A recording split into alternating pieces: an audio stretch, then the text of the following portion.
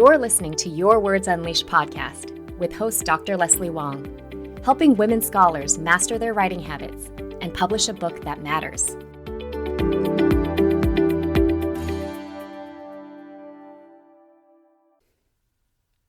Hi, writers. I hope that your summer is going well and that you're giving yourself a restful break. On today's episode, I'm going to be talking about how important it is to be part of writing groups. This is always true, but especially so when you're working on your first book. And sure, we all know, or we think we know, what they are and what they're for, but it's still helpful to break it all down so that you can use them most effectively.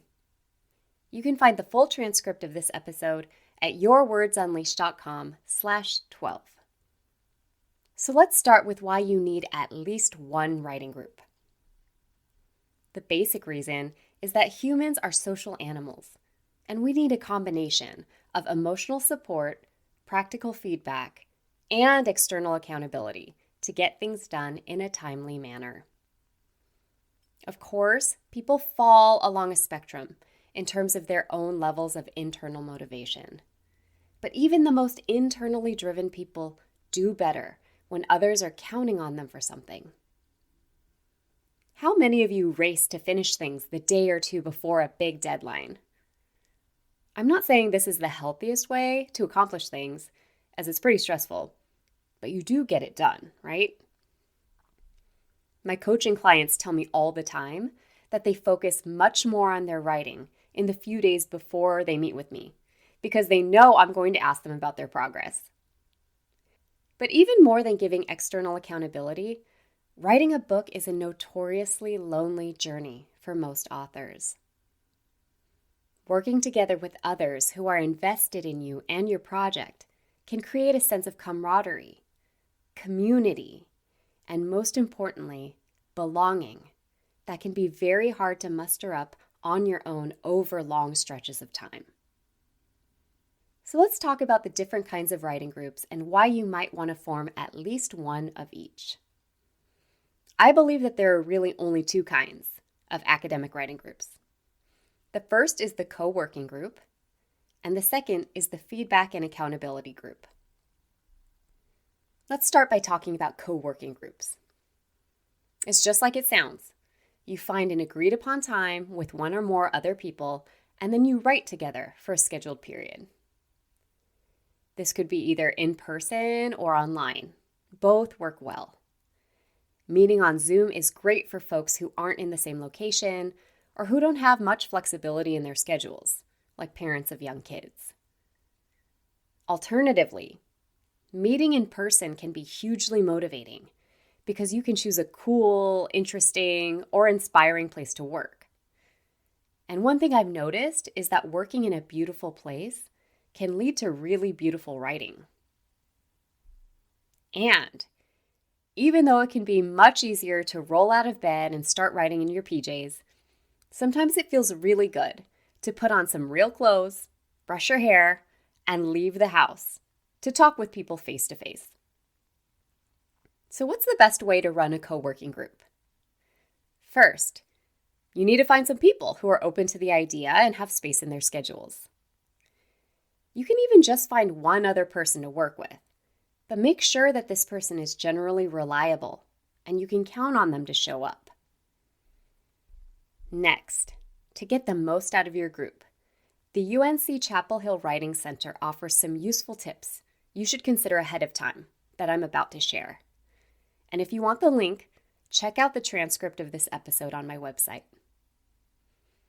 These things include: figure out how often the group will meet. Will it be once a week, twice a week, every other week? And for how long? I might recommend 2 hours to start with, and then you can adjust. Where will the group meet? Will it be at a place like a coffee shop, a library, a lounge, or on Zoom? Will one person be in charge of organizing these meetings? What level of commitment do you expect? What happens if people don't attend regularly? And what will you do during the meeting?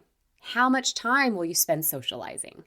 And this is actually really important to think about because otherwise your group can easily turn into a venting session with little time spent on work.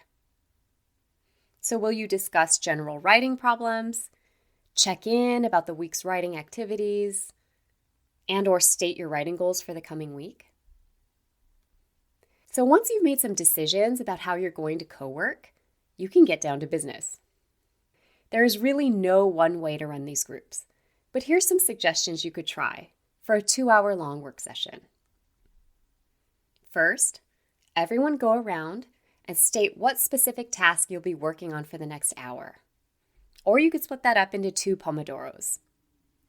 You might want to state a few words about how you're feeling about doing this task and why it's important to do now. Secondly, you all set timers for an hour, and if you're online, mute yourself while you're working. And be sure to turn off your email, your text notifications, and any social media so you can focus just on your task. And have any snacks and drinks handy as well. And even put up a sign on your door that says you're writing and cannot be disturbed. When the timer goes off, come back together and check in about how things are going and how you're feeling about the work thus far. Do you need to readjust your writing goal? So you can go ahead and take a 5 to 10 minute break, have something to eat or drink, use the bathroom, stretch, come back, state your goal for the second hour, and do it all over again. And at the end of the second hour, sum up your progress quickly and maybe state a writing goal that you'd like to achieve before you meet up again. And then stick around and socialize if you can. So that's the co-working group. Now let's talk about the second kind of writing group, the feedback and accountability group. These are groups where you share your work in progress and give and receive critical feedback. When I was a junior faculty member, I took part in multiple different feedback and accountability groups at the same time. 2 were with other early career scholars who were also revising their dissertations into book manuscripts. Of the 2, one was with grad school colleagues who were living in the same city as me, while the other was with junior faculty members from nearby universities who I met at a networking meeting for feminist researchers. And in addition to that, I shared work with a qualitative research focus group of colleagues in my department on campus for a few years. I also established good working relationships with 2 senior colleagues whose work I admired at other schools, who had overlapping research interests with me. And with them, I exchanged chapters or article drafts on a more ad hoc basis. All of this sharing was great for me in terms of creating clear deadlines and reducing the feelings of isolation I had while working on my book. And of course, the consistent feedback I received made my work so much better and gave me new directions to pursue when I was feeling stuck. So how do you create one of these groups, and how should you run it? For me, the best fit with my work and writing schedule was a group of 3 people total, in which we would get together once per month and one person would share something like a book proposal, a chapter draft, or grant application. We would spend about an hour giving detailed feedback, and then often follow it up with dinner or drink somewhere, which helped solidify the social support we all needed. So when it is your turn to share, there are 2 key things you need to keep in mind. The first is to give others enough time to read your work.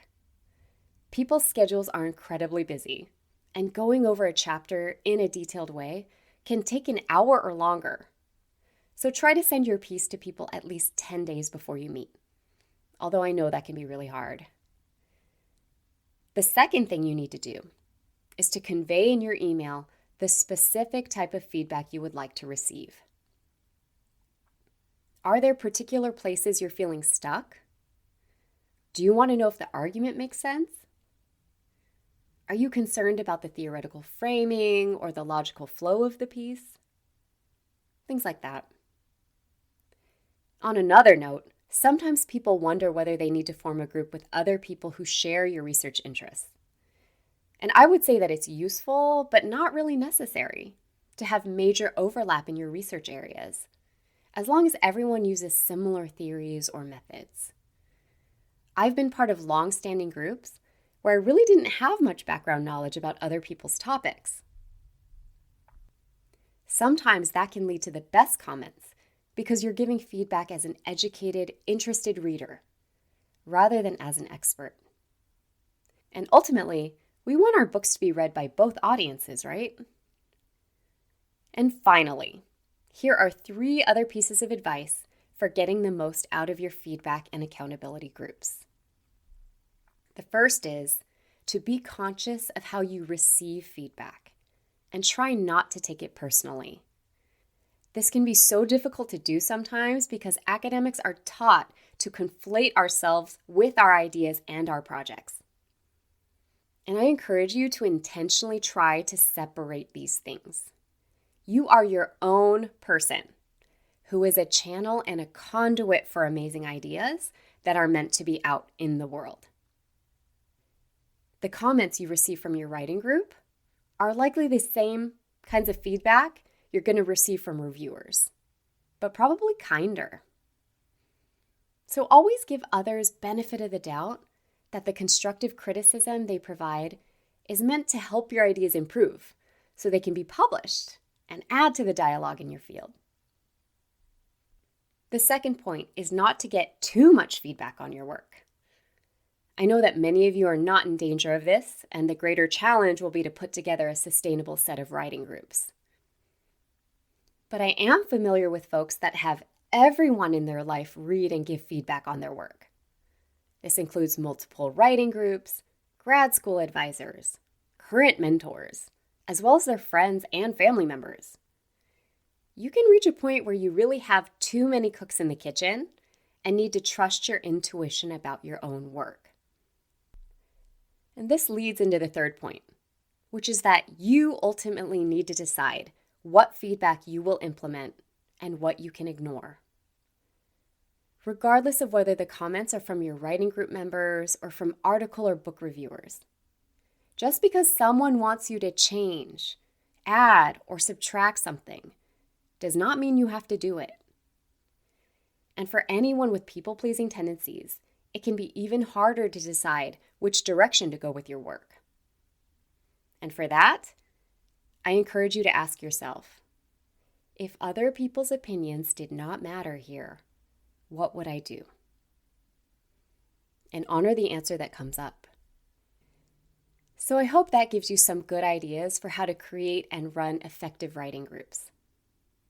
When you have the support and accountability, you will not only write more, but you'll feel a lot better while doing it. And who doesn't want that? Thanks for listening.